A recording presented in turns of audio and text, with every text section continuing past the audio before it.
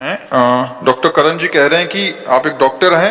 महाराज जी, मेरे अंदर बहुत ही अहंकार है। यदि मेरे से कोई गलत बात करता है और मेरे दिल को ठेस पहुंचे तो उस इंसान को मैं ऐसा नाराज हो जाता हूं कि वो मुझे पैर पकड़ पे माफी मांगे तो मैं उसे माफ नहीं करता। वैसे ही आपका भी प्रश्न है और आपका महाराज जी, आपका वैसे ठीक नहीं है, ऐसा ठीक नहीं।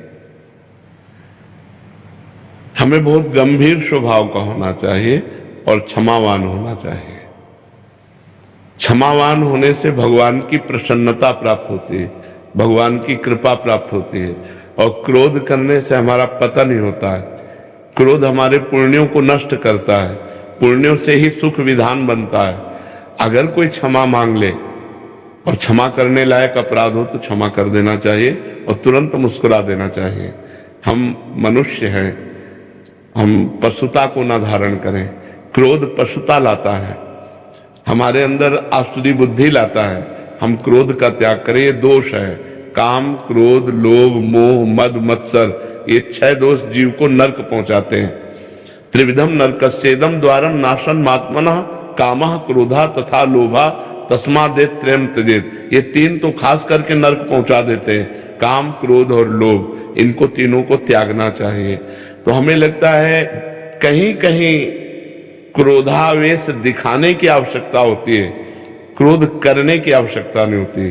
क्रोध का नाटक करने की आवश्यकता होती है। जैसे अपने शिष्य पर, अपने पुत्र पर और अपने जो अनुयायी हैं, जैसे मान लो आप किसी पद पर हैं और 10 आपकी सेवा में हैं, अगर वो प्रमाद कर रहे हैं तो हमें क्रोध की स्थिति लानी पड़ेगी। आपको अगर किसी मरीज की हानि हो गई तो बहुत बड़ी हानि हो जाएगी, इसलिए आपकी जो सेवा में है उनको एकदम सतर्क रखना पड़ेगा। तो उस समय यदि हम क्रोध का नाटक कर रहे हैं तो सार्थक है।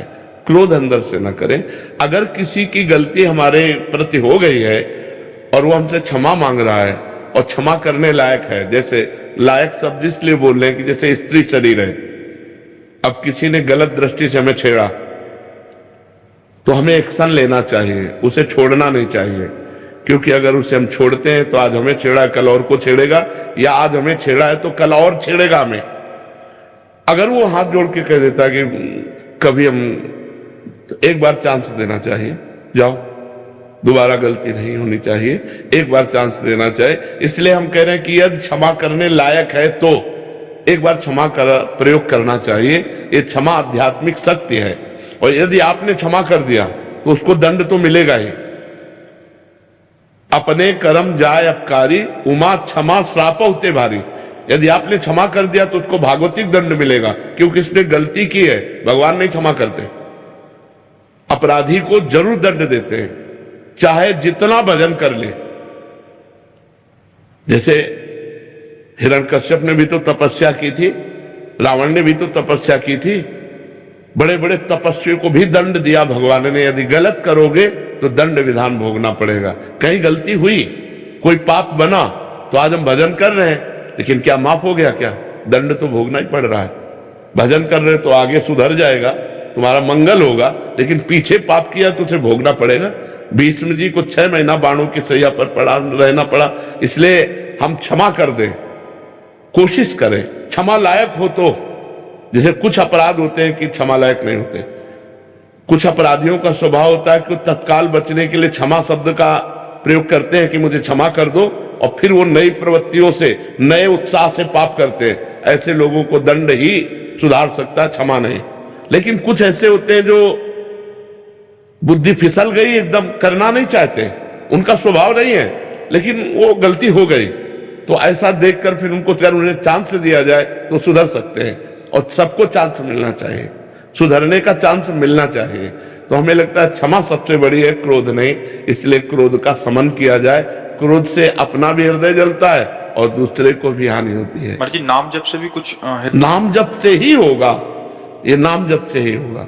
महाराज जी, जैसे कि जब नाम जप करते हैं ना तो मन बड़ा शांत रहता है ना, तो आपकी स्थिति भी वैसे ही शांत है।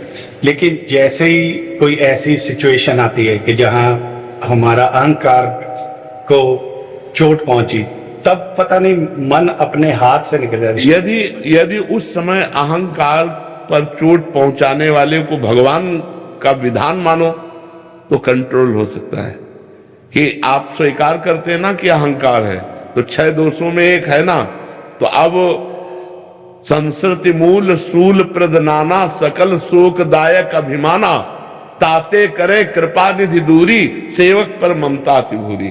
वो वहीं मारेंगे जहां कमजोर हो आप। तो आपकी कमजोरी है अहंकार, तो भगवान आपके अहंकार पर प्रहार करेंगे।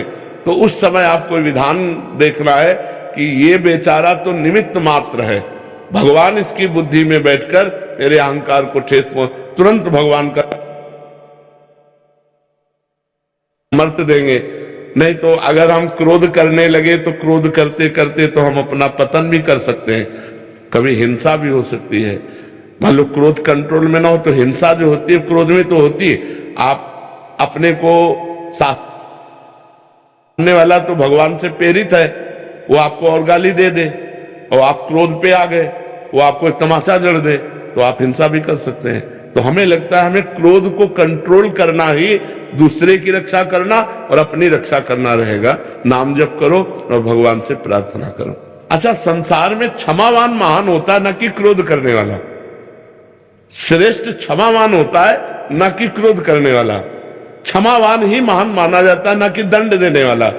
तो हमें लगता है शास्त्र में, अध्यात्म में और समाज में भी कि यार देखो उसने गाली दी और ये चुप होकर निकल गया, यार बड़ा गंभीर पुरुष है, बड़ा सामर्थ्यवान है कि उसने गाली दी और वो चुप होकर निकल गया। तो हमें लगता है हम महान बनने के लिए इन छोटे छोटे दोषों को अपने शासन में लें।